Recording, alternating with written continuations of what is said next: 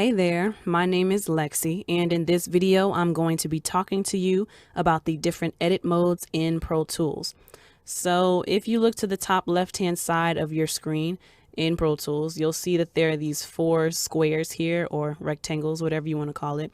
There's shuffle, slip, spot, and grid. These are the different editing options that Pro Tools allows you to work within during your session, depending on, what you need it for. So I'm just going to go through what the formal descriptions of these things are and then tell you what they can be used for as well. So first off, we are in the editing window, which is where you will see these functions to be able to select them. And the edit window provides a timeline display of audio, MIDI data, video, and mixer automation for recording, editing, and arranging tracks. So it displays waveforms for the audio in your session and is the main window that you'll use to work directly with audio, MIDI, video files in Pro Tools, or, whatever kind of audio track you're editing. So this is where everything that you record in your session is going to be immediately visible to you for your manipulation and whatever you want to do during the time, basically. So let's hop right into it. The different edit modes that there are. So there's shuffle, slip, spot, and grid again. So starting with shuffle mode, the formal description of this. In shuffle mode, region movement is constrained by other regions, and any changes you make affect the placement of subsequent regions on the track.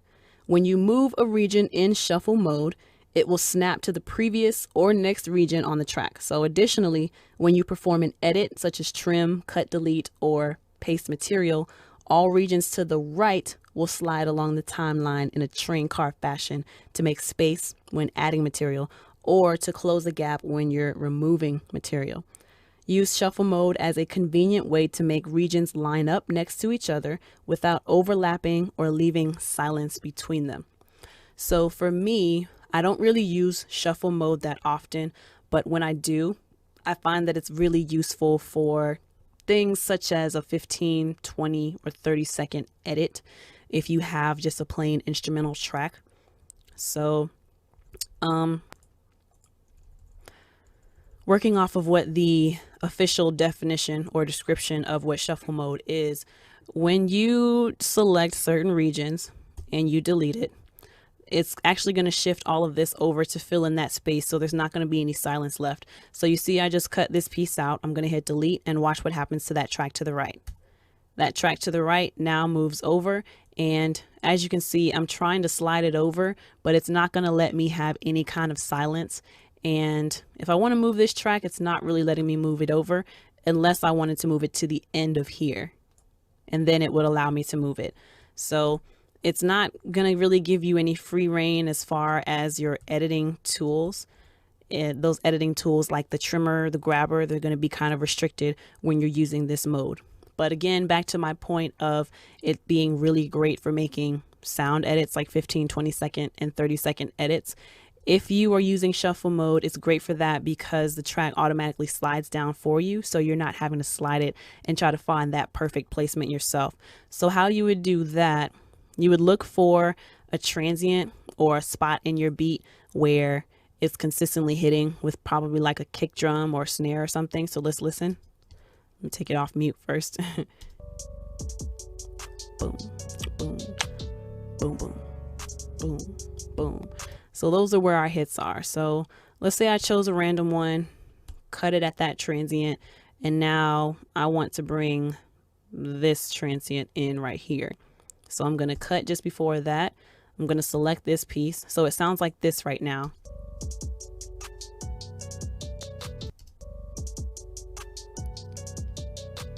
So if I delete that, it's going to slide that track over, and now it's going to sound like this. So, and I didn't make a really smart selection as far as what would make sense musically to bring over next, but basically you would listen to your track and you would figure out which piece would make the most sense to move over, and then chop it up according to that, chop it up according to that making sense. So what you would do is just find the best piece the best part in your music that would make the most sense to move over. And then that's how you create those 15, 20, and 30-second edits. But anyway, that is what the shuffle mode is mainly used for that kind of application. The next mode is going to be slip mode. So in slip mode, you can move, trim, cut, or paste regions freely within a track without affecting the placement of other regions on the track. So in this mode, you can place a region anywhere on the track, leaving space between it if you want to, between it and other regions. It's also possible to move a region so that it overlaps or completely covers another region. So use slip mode when you want the trimmer, selector, grabber, and pencil tools to work without restrictions to placement in time. So unlike the shuffle mode, I have no restrictions. I can move this track anywhere I want to. When I'm making edits, such as cutting and deleting stuff, it allows me to leave space, and then I can move this any way I want to. Let's say that I want to move this piece over here. I can overlap there if I want to. And again, it just gives me free reign to do whatever I want, basically. I know I said that a lot of times, but I can do what I want with slip mode, and Pro Tools is not going to stop me, basically. So the most useful application that I find for slip mode for me when I'm in a session is when clients want like a stutter effect on their voice. So in slip mode, it's just a lot easier. All you have to do is use that tab to transient feature. Let's say I wanted to make a stutter in my beat, actually, because I don't actually have any vocals in this session, but let me find a good transient to use. I'm going to use that clap. So I would tab to transient, cut it right there, and then cut it just before that next transient hits. And let me just show you what it would sound like. I'm gonna take that off. So pretend these are vocals right now. So I would do that, select the piece that I want, and then just duplicate it to create like a stutter effect. So now it sounds, instead of sounding like this, now it's gonna sound like this. Yeah, and then I could draw the beat out to start from there. Yeah, and that's how you would create a beat, a stutter within your beat or within vocals. Let's say that you wanted to just isolate a particular word that your artist said. You can do that, and then you can create a stutter effect by doing exactly what I did. Ooh, that was kind of dope. Yeah. If I could make that sound right, that would be dope. But yeah. So yeah, that's what it's really useful for, creating stutter effects, in my opinion. Shout out to Steph C, by the way. He produced this beat. It's called Lil Uzi type beat, produced by Steph C Baby at 150 beats per minute. This particular track is G flat minor, that's the key, and 150 beats per minute. That's the tempo of the song. If anybody was curious, you can search it on YouTube and see if he'll let you use it for some of your stuff. Boom. But moving right along to the next editing mode, we have spot mode. In spot mode, you can move or place regions at precise locations by specifying the destination location in a dialog box. As in slip mode, edit operations do not affect the placement of other regions on the track. When spot mode is enabled, Pro Tools prompts you with a dialog box when working with regions, allowing you to specify the start, end, duration, or other relevant parameters. Use spot mode when you want to control the placement or duration of a region using precise numerical values. Now, I don't actually have very much experience using spot mode, or I never really found it necessary because I'm mostly in a recording studio, but I imagined that it would be most like applicable in like editing for videos. If you are wanting to sync audio to different movie scenes, I imagine that it would be the most useful for that. So I don't have any video clips in here to be able to show you a really good example of that, but let's just say that you have a video clip and a certain piece of audio starts in a specific spot. So you would click on that clip and Pro Tools would tell you where that clip starts. The audio that you need, if you know where it is, you would just click on whatever specific piece of audio that you found, figure out how long it is. This one is about 4 bars, just a little over 4 bars, but it starts here and it ends here. That's the duration. The sync point is also the start of that point. So let's say that I wanted to move it to that 15 bars, or for the sake of this video, let's move it to like 27. See if we can make a jump. So we'll move it to bar 27. And then it moves over to that specific spot. So I imagine it's really great for, editing sound for video if you want to get a precise measurement of where your audio needs to be compared to where your video is, to get that perfect lineup and that perfect syncing for your video. So I imagine spot mode is the best for that. But moving on to grid mode. Oh, and again with spot mode, just like the slip mode, you can pretty much move your clips anywhere you want to. There's not really any restrictions on your tools. And yeah, that is spot mode, lovies. So on to the final editing mode of Pro Tools, the grid mode. Now there are actually a couple of options with grid mode. There's grid mode, like snap to grid, like absolute grid, and then there's relative grid. So we're going to start with the absolute grid, which is the blue, you can see here. Boom. So in grid mode, regions and MIDI notes that are moved, trimmed, or inserted will snap to the nearest time increment using the currently selected time scale and grid size. Grid mode can be applied using either absolute or relative positioning options. Use grid mode for making precise edits and aligning regions and selections using precise time intervals. This mode is probably the mode that I use the most. No, actually, it's the mode that I use most during my recording sessions because musically it just makes sense. So if you like your sessions to be really organized and the beats that you're using are really nicely structured, I would recommend that you always record in grid mode because it just makes things so much easier in my opinion. So you'll see that right now I switched out of the grid mode so you could see that there are no lines, and to drive the point home even further, when you know the tempo of your song. So with this one, I know that the tempo is going to be 150. So watch what happens when I put in the value of our tempo for this. So I want you to watch these lines. So I'm going to change the tempo to what it is, and you can see that those lines shift a little bit.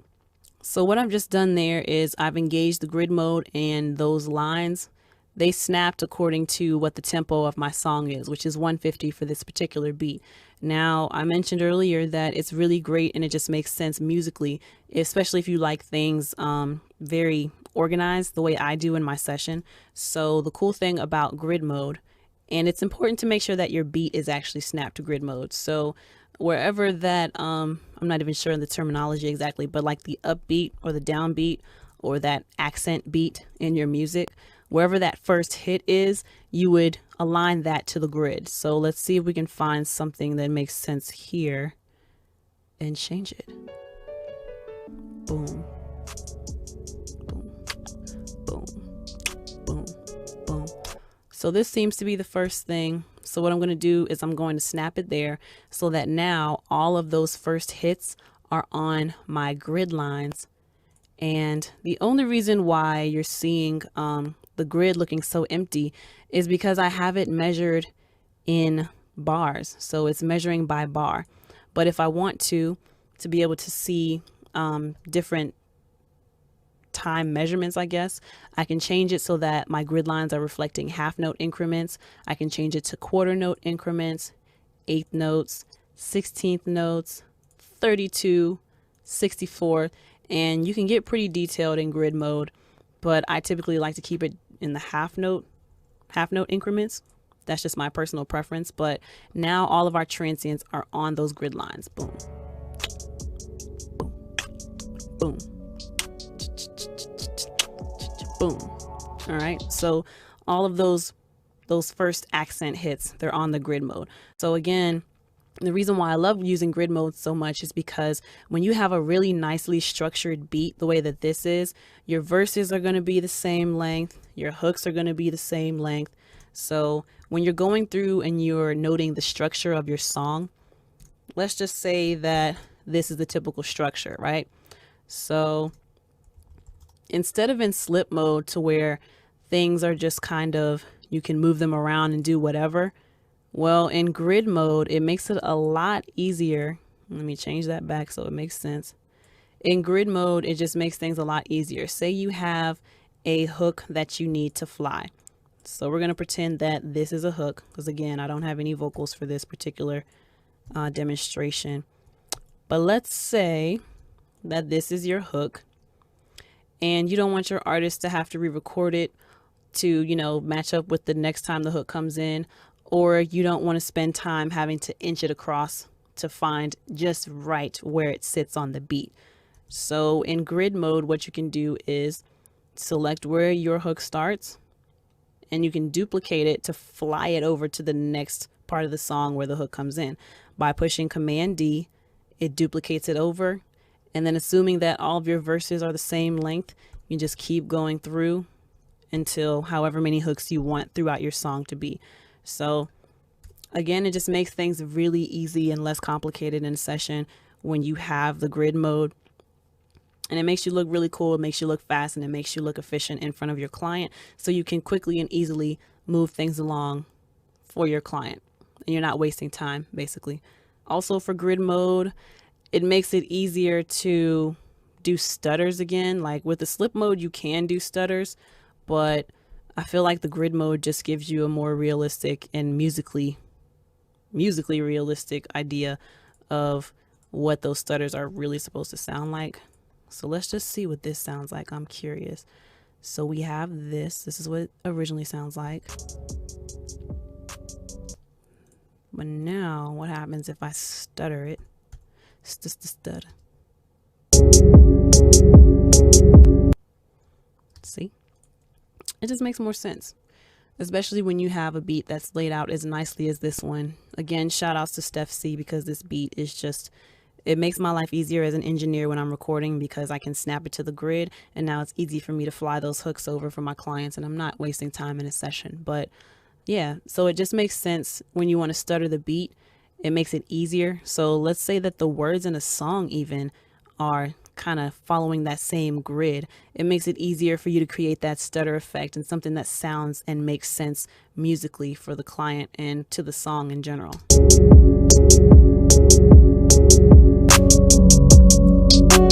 Boom. So now if your client asks you to make certain stutters in the beat to, you know, make it their own, you can do that in grid mode. And y'all, I just really love grid mode, if you haven't been able to tell by now. But anyway, that's all I have for you on this video. We just went through the editing modes of Pro Tools. It gives you those 4 modes: shuffle, slip, spot, grid. Figure out which editing mode will work best for you depending on what you do. For me, I like to use grid mode because musically, I like when things are laid out and they have a nice structure to them. If you're in film, spot mode is probably really good for you. If you're in radio and you have to make like radio edits, you know, again, commercials like 15, 20, 30-second edits, shuffle mode is probably best for you. If you're doing like podcasting or things that just don't really require a rhythm and they're just kind of free form, slip mode might be the best for you. But again, it just depends on what your purpose is in the session for that particular day and time. So keep those things in mind. I hope you enjoyed this video. If you liked it, please give me a big thumbs up, and I'll have more content like this on the way for you, for those of you who are interested in, you know, the functionality of Pro Tools. And we're just going to be starting from scratch. I'm going to be learning all the little details and intricacies with you along the way. So look out for more videos like this. Until next time, peace. All the engineer has to do is sit back and make sure that you get a good sound quality recording. The engineer is not in charge of making sure that you're giving your best performance. You as the artist, you should already know what you want out of your song and what you're going to do to achieve that. So if you don't know that, then that could cause things in the session to move a little bit more.